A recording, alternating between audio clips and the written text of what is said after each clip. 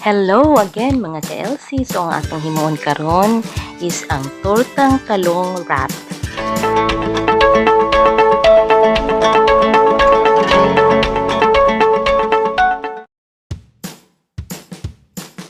Okay.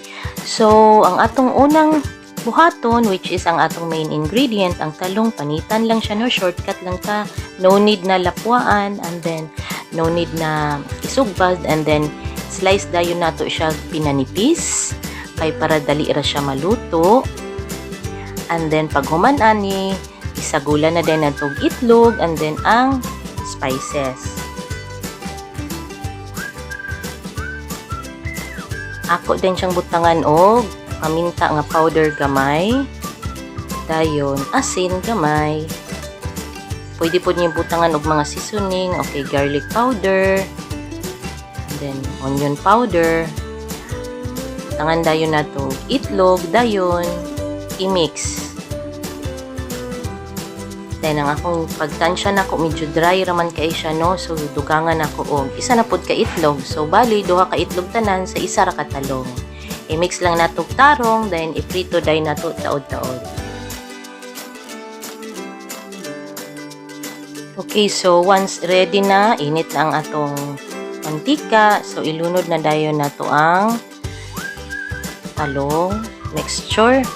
Dayon dili lang nato iyabutan na, no, atong i-spread og maayo in flat pati ang katong mga slices nga para maluto siya kayo, and then takluban nato ni igo-igo nga maluto pud ang talong, dili pud siya hilaw. So kung ragluto na, idugang nato ang cheese. So Chi Vital ang akong gamit ani, no, kay certified low carb or keto man ni siya.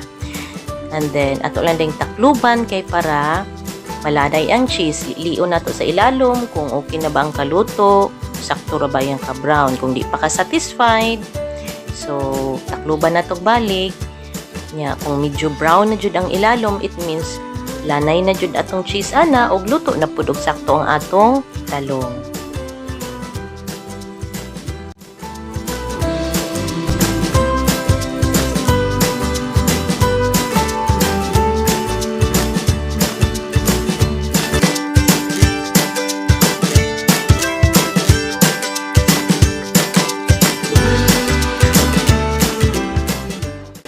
Okay, so ready na ang atong talong wrap. So butangan lang nako siya pipino, and then lettuce.